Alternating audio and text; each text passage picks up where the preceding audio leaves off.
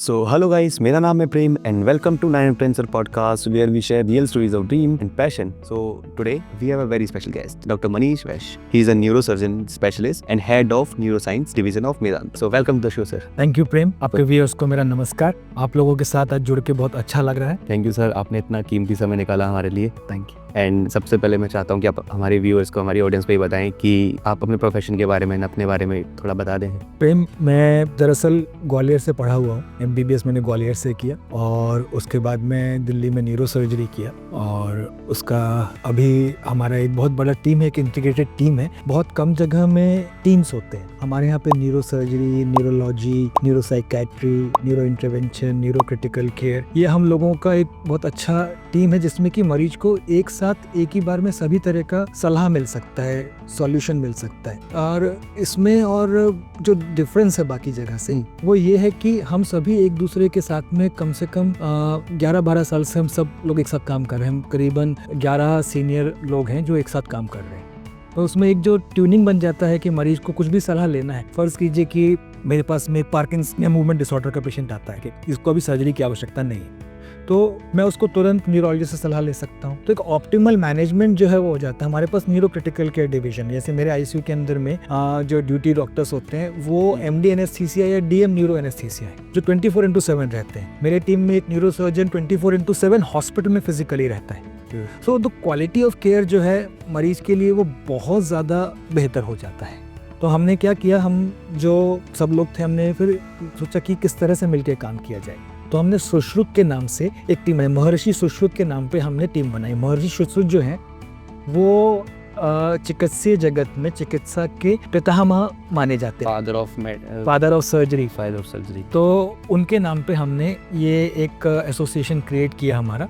तो हमारा Sushrut brain and spine people, अभी हम मेदांता नोएडा में हम सब एक साथ काम करते हैं। और हमारा एंडेवर ये रहता है, जो हमारे प्रमोटर हैं, ओनर हैं डॉक्टर नरेश त्रेहान, आप सभी ने उनका नाम भी सुना होगा, कि मरीज पहले, पेशेंट फर्स्ट एंड हर जान अनमोल। हमारे लिए जो पेशेंट है वो उससे इम्पोर्टेंट, उससे ज़्यादा इम्पोर्टेंट और कुछ नहीं है कि वो ठीक होके जाए। ठीक होना ना होना ईश्वर के हाथ में है, बट हमारा कोशिश ये रहता है कि एटलीस्ट उसको कष्ट ना हो और उसके कष्ट को दूर करने के लिए हम किसी तरह से मदद कर सकें। ओके, वाह सर, सुन के मैं बहुत अच्छा लगा है। तो सर, मेरा सबसे पहले आप ये पूछना चाहूँगा कि आपका डॉक्टर बनने का सपना कब आया और कैसे आया? बड़ा इंटरेस्टिंग कहानी है प्रेम। मेरे पिताजी जो है वो 13 भाई बहन थे। फिर जो मेरे पिताजी नीचे से सेकंड नंबर पे थे, तो उनके जो बड़े भाई थे सबसे, उन्होंने उनको पढ़ाया लिखाया बड़ा किया। एंड अनफॉर्चुनेटली जब मेरे पिताजी पढ़ रहे थे तो मेरे ताऊ जी का देहांत हुआ ब्रेन ट्यूमर। तो बचपन से मेरे पिताजी का एक ही सपना था, मैंने बोलते थे, उन्होंने कहीं प्रेशराइज नहीं किया मुझे कि मेरे को, वो खुद इंजीनियर थे पेशे से, कि मैं चाहता हूँ कि कभी मेरा एक लड़का न्यूरो सर्जन बने। तो एक वो बात ऐसे बैठ गई। फिर जब किताबें पढ़ी, एक बहुत अच्छी किताब मैंने पढ़ी थी, the making of a neuro surgeon, छोटा सा नॉवल है। मैं सभी एस्पायरिंग डॉक्टर्स को बोलूँगा पढ़ना चाहिए कभी ना कभी। तो वो पढ़ी मैंने, एंड उसके बाद में एक ही धुन थी कि मुझे न्यूरो सर्जरी करनी है। न्यूरो सर्जरी माने ब्रेन या स्पाइन का। तो वो उस धुन में लग गए, एंड ईश्वर की कृपा थी कि न्यूरो सर्जन बन गए। वाह, it's a really great story. So sir, आपकी जर्नी में जो सबसे मुश्किल फेज कौन सा था, जिसको आपको लगा कि यार मुझे अभी तक कैसे टिका, मतलब आपकी लाइफ का सबसे मुश्किल फेज जो आपको अभी तक याद है? 2 फेज मैं कहूँगा मेरी जिंदगी में सबसे मुश्किल थे। जब मैंने 12th पास किया तो पूरे कॉलेज, पूरे स्कूल को ये उम्मीद थी, मेरे टीचर्स को ये उम्मीद थी कि इस लड़के का PMT में सिलेक्शन हो जाएगा, और मेरा सिलेक्शन नहीं हुआ। फर्स्ट अटेम्प्ट में ब्रेक लिया, दोबारा दिया, फिर सिलेक्शन हुआ। और तब मैं ग्वालियर आया। शायद मैं पहली बार सेलेक्ट होता तो मैं ग्वालियर नहीं लेता, जहाँ मेरे पिताजी की पोस्टिंग थी वहाँ लेता, पर पिताजी की पोस्टिंग चेंज हुई तो मैं ग्वालियर आया। उसके पीछे बताऊंगा ग्वालियर आने के पीछे क्या रहा। फिर दूसरा मेरी ज़िंदगी में फेज़ आया जब मैं न्यूरो सर्जरी की पढ़ाई कर रहा था। न्यूरो सर्जरी का एग्ज़ाम बहुत डिफिकल्ट होता है फाइनल, मतलब कि जो रिजल्ट होता था उस समय, हमारे समय में यदि 100 लोग परीक्षा दे रहे हैं प्रेम, तो उसमें से 5 लोग पास होंगे। Okay, it was that difficult. So I failed the exam in spite of the fact कि I was thorough, मतलब there was no deficiency कि बस 5% पास करने हैं तो नहीं। तो उस समय में मेरे को जो चीज़ ने सहारा दिया, संबल दिया, that was सहज मार्ग या heartfulness meditation. Okay, so I been a meditator all my life. मैं जब ग्वालियर आने के पीछे भी ये रहा कि मैं ग्वालियर आया तो मैं सहज मार्ग से जुड़ा। I started meditating. उसका पहले मैंने बहुत कुछ किया, स्कूल के समय से कुछ ना कुछ करता था, उपवास, ध्यान, सब। बट जो सहज मार्ग मेडिटेशन था, हार्टफुलनेस मेडिटेशन जिसको हम आजकल बोलते हैं, इसने मुझे बड़ा संबल दिया।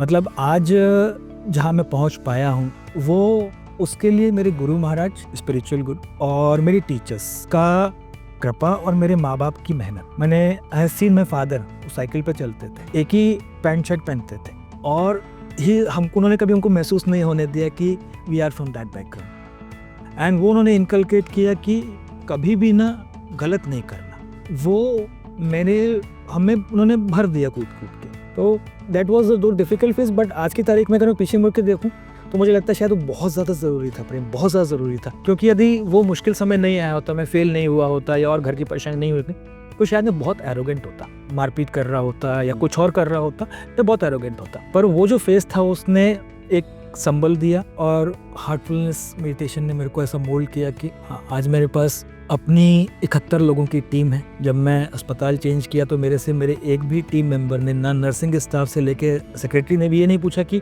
क्या पैसे मिलेंगे मेरे को। बोले आप छोड़ के जा रहे हो तो हम साथ चलेंगे। Team spirit. Team spirit. So वो उसके लिए जो है ये जो कष्ट थे वो ज़रूरी थे। हमको उस समय लगता है यार कहाँ फंस गए, क्या हो गया, अब क्या करेंगे, जीवन ख़त्म हो गया। पर मुझको लगता है कि वो हर एक की ज़िंदगी में ज़रूरी है आपको ग्राउंडेड रखने के लिए। आप अभी भी मेडिटेशन करते हैं? अभी मेडिटेशन करता हूँ, अभी मैं हार्टफुलनेस का ट्रेनर भी हूँ, सिखाता भी हूँ। इनफैक्ट मेरे ऑफिस में मैडम वेदांता, मेरे रूम में हम प्रतिदिन 7:30 से 8:30 मेडिटेशन करते हैं, और मेरी टीम में इस समय 71 लोगों में से 22 लोगों ने मेडिटेशन स्टार्ट कर दिया है। तो प्रतिदिन हमारे रूम में सत्संग होता है। तो आप हमारे व्यूअर्स को बताना चाहेंगे कि आप मेडिटेशन करना चाहिए, आप रिकमेंड करना चाहिए, बिल्कुल करना चाहिए। क्योंकि अंततो गत्वा जो है हम रूटीन के लिए नहीं है, मतलब कि आए, बड़े हुए, पैसा कमाया, बच्चे बड़े किए, ऊपर सिधार गए, उसके आगे भी कुछ है, अंदर कुछ है जिसके लिए हम आए, उसको ढूंढने का प्रयास तो अवश्य करना चाहिए। सो मेरा सेकंड क्वेश्चन ये है कि ब्रेन और स्पाइन जैसे क्रिटिकल सर्जरीज में मतलब इतना टफ रहता है वो आपका मेंटली स्टेबल रहना? बहुत टफ है, बहुत टफ है। मैंने आपको अगर इसके लिए पैशन बोलूँगा मैं, पैशन या जज्बा या ये आपका ज़िंदगी नहीं है तो आप मत करो ब्रेन या स्पाइन का सर्जरी। इसमें कोई सेकेंड चांस नहीं है। मतलब ब्रेन या स्पाइन की सर्जरी में देयर इज़ नो सेकेंड। जो आपने कर रहे हो आपको वही समय करो, एंड आपके लिए उस समय बाकी सब चीज़ नगण्य। मेरा कुछ सर्जरी 1 घंटे में भी ख़त्म होता है, और कुछ सर्जरी में मैं 8-8, 9-9 घंटे जैसे भी बैठा हूँ, मैं ऐसे ही बैठा रहता हूँ, कंटिन्यूस सर्जरी करता हूँ ब्रेन का। सो वो आपको बहुत पैशन चाहिए उसको करने के लिए। और मैं सबको ही बोलता हूँ कि जिस दिन मेरे को वो पैशन नहीं रहेगा उस दिन मैं सर्जरी करना बंद कर दूँगा। इट इज़ ना, कोई एग्जांपल बताता हूँ। मेरे टीचर हैं डॉक्टर राणा पातिर, तो एक बार वो सर्जरी कर रहे थे, मैं उनको असिस्ट कर रहा था, तो खबर आई कि उनके फादर की डेथ हो गई। तो मेरे कान में बताया, उनके फ़ोन से जिसने भी अटेंड किया, मैंने फिर सोचा बताऊँ नहीं बताऊँ। मैंने कहा तो इम्पोर्टेंट चीज़ें बताना। मैंने कहा सर योर फादर। बोले ओह। उन्होंने उतनी तन्मयता से उस सर्जरी को ख़त्म किया। फिर मुझे बोले कि मनीष अब इसको टाका वगैरह लगा दीजिए, चले गए। That was a great learning for me कि जब आप सर्जरी कर रहे हो, मैंने मेरे को ऐसा, जैसे मैं अपना बोल सकता हूँ, when I'm doing a surgery, मेरे लिए उस समय आप नगाड़े पीट रहे हो, पटाखे बज रहे हो, बात कर रहे हो, वो मुझे कुछ सुनाई नहीं देगा। I am totally one with my patient। आप अपने काम के लिए बहुत पैशनेट होते, वो सभी को होना चाहिए। इसके बिना आप जस्टिफाई नहीं कर सकते। आपको अगर मज़ा नहीं आ रहा होगा आज ये पॉडकास्ट करने के लिए, you will not be able to do justice to it with it, isn't it? Pressure कैसे हैंडल करते हो आप? मेडिटेशन, यस, मेडिटेशन ये मेरे ज़िंदगी का था है। मैंने कभी परेशान हो तो, खुश हो तो आँख बंद करके बैठो, अंदर में झांको। Nothing beats that. जैसे एक शाहरुख खान का डायलॉग है कि आँख बंद करके माँ बाप का नाम ले लो, उस टाइप से कुछ। हाँ, वो ठीक है, but this is something to be experience, which और इसमें बहुत सारे प्रूफ भी है। मैंने आपका हार्ट रेट कम हो जाएगा, आपकी नींद अच्छी आने लगती है, आपका जो डिसीजन है वो बैलेंस्ड हो जाते हैं। हम ब्रेन कंट्रोल नहीं करते, थॉट को कंट्रोल नहीं कर सकते, हमको रेगुलेट कर सकते हैं, हम उसको बेहतर तरीके से रेगुलेट कर सकते हैं। Difference between controlling and regulation. Control करते हो तो प्रेशर कुकर बन जाता है, जब आप रेगुलेट करते हो तो नहर बन जाती है।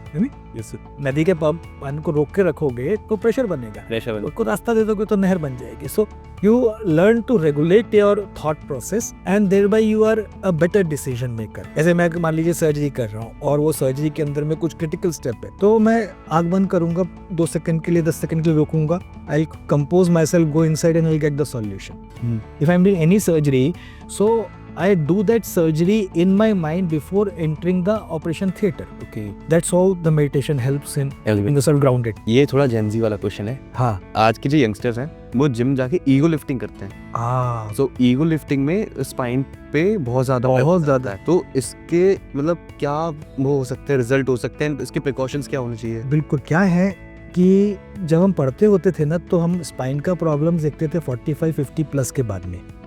आज का तारीख में I see the problems even in जो 18-19-20 साल के लड़के। तो ये जिम वाला इशू है ना, आप जब ना कि मेरे को और वजन उठाना है, ट्रेनर बोल रहा है, दोस्त बोल रहा है मेरे को 100 किलो उठाना है, 150 किलो उठाना है, वो जो चीज़ है ना वो आपको नुकसान करता है। जिम करिए, पर जिम का मैं वो बताता हूँ एक चीज कि आपको सबसे पहले मोबिलिटी एंड स्ट्रेचिंग, फिर प्रॉपर स्ट्रेंथ ट्रेनिंग, एंड फिर खत्म होने का नहीं फिर स्ट्रेचिंग करनी चाहिए। लोग शुरू राखी का पार्ट भूल जाते, केवल स्ट्रेंथ ट्रेनिंग करेंगे, नंबर 1। नंबर 2, पोस्चर का ध्यान नहीं रखते। जैसे मान लीजिए डेडलिफ्ट करना है तो आपका बैक राउंड नहीं हो जाए, बैक स्ट्रेट रहना चाहिए। अब आपको जब आपने अपनी सामर्थ्य से अधिक वजन उठा लिया तो आपको फिर ध्यान नहीं रहता कि मेरा पोस्चर कैसे है, तो उसमें इंजरीज होती है and sometime they can be fatal. आप वेटेड स्क्वाट कर रहे हो, आपने सामर्थ्य, अगर वो वजन आपके स्लिप कर गया तो आपकी कमर या गर्दन का नुकसान हो जाएगा। So that is very wrong. ये ईगो जिमिंग नहीं होना चाहिए। आप कोई भी जना जो है ना, वो हर आदमी आर्नोल्ड श्वार्ज़नेगर नहीं बन सकता, हर एक का जेनेटिक कॉन्स्टिट्यूएंट भी है। तो स्ट्रेंथ होना इज जरूरी। हम मसल बिल्डिंग करने का कोशिश करते हैं, while one should Aspire for strength building. एक पतला दुबला सीकड़ा सा आदमी भी 100 किलो का डेडलिफ्ट कर सकता है और बहुत मजबूत, बहुत मांसपेशी वाला हो सकता है, 50 किलो भी नहीं होता है। But it is all about the strength building and that too done by proper posture and correction. And second जो प्रॉब्लम आता है, जो आ रहा है आजकल, जेंजी का ही बताता हूँ मैं आपको, कि no exercise at all. Potato couches, बेल में लेके जो है आपका कंप्यूटर को हैंडल करना, ठीक है ना, कुछ भी जंक मंगा के खाना, ये जो अपन ऑनलाइन ऑर्डर करते रहते, घर का खाना कम करते जाना। पहले कब बीमार पड़ते थे लोग यार, घर का दाल चावल रोटी सब्जी खाते थे दिन तक। आजकल ही तो पड़ते थे यार मोमोज खा के, बर्गर पिज्जा खा के। Once in a while is fine for tasting the change of the taste, but otherwise it's not needed. अभी जो विंटर सीजन चल रहा है, लोग पैरालिसिस के इसमें केसेस बहुत ज़्यादा आते हैं। सो आपके अकॉर्डिंग इसमें क्या प्रिकॉशंस होने चाहिए, क्या? ये बहुत ही अच्छा सवाल पूछा प्रेम, आपने बहुत ही अच्छा सवाल पूछा। ये स्टैटिस्टिकली भी है कि विंटर्स का अंदर में ब्रेन हेमरेजेस और ब्रेन स्ट्रोक दोनों बढ़ जाते हैं। उसका कारण है, उसका कारण क्या है कि जब ब्रेन हेमरेजेस इसलिए बढ़ते हैं कि हमारा जो ब्लड प्रेशर का दवाई है वो हम रेगुलर बेसिस पे नहीं लेते, या जैसे हमारे को ब्लड प्रेशर का दवाई ना एंटीबायोटिक जैसे नहीं है, या दर्द का गोली जैसे नहीं कि जिसको हमने हर टाइम कांस्टेंट चलेगा। जैसे वेदर चेंज होता है तो आपको जाके अपना ब्लड प्रेशर का दवाई एडजस्ट कराना चाहिए।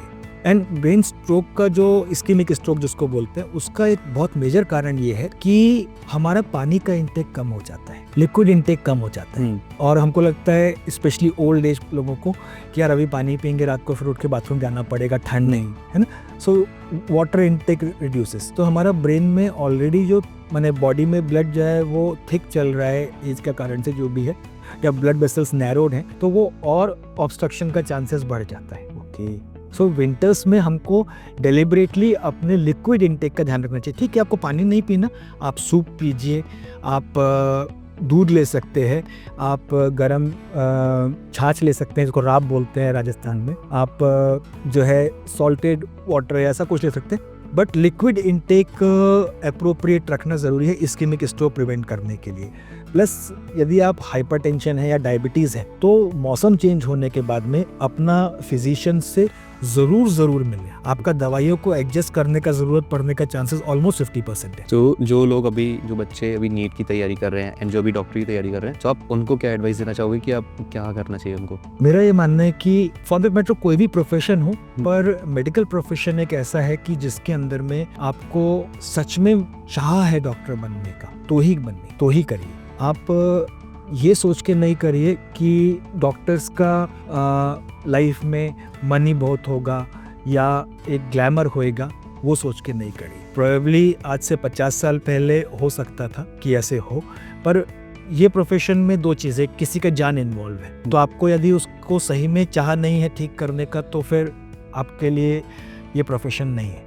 नंबर 2, आप ये सोचते हैं कि you will become car owner और अ मर्सिडीज ओनर आप by becoming a doctor, so it is not so. आप वो जो लोग देखते हैं जिनके पास में बड़ा गाड़ी है या बड़ा बंगला है, वो टोटल डॉक्टर पॉपुलेशन का 5% भी नहीं होगा। सो मेरा ये है कि if you are really driven for it, if you have a passion कि नहीं मेरे को तो ये पर्टिकुलर काम करना ही है, then only opt for medical profession, not for its glamour, not for that white coat and stethoscope और फ्रेंच या जैसा आप टीवी सीरियल्स में देखते हैं वो सोच के नहीं। आप कोई बुक सजेस्ट करना चाहेंगे कि जो यंगस्टर्स को जो डॉक्टर ट्राई कर रहे हैं उनको पढ़नी चाहिए? I'll suggest 3 books which have shaped my life. One is My Master by Shri Parthasarathy Rajgopalachari ji. Another is Paramhans Yogananda जी का एक योगी की आत्मकथा, autobiography of an yogi. And third एक बुक है biology of belief, Bruce Lipton का. ये 3 किताब मेरे को लगता है कि हर एक यंगस्टर को पढ़ना चाहिए. That will improve their scientific bent of mind and at the same time that will help with their character formation. Thank you. Namaskar. Thank you, sir. Thank you for coming.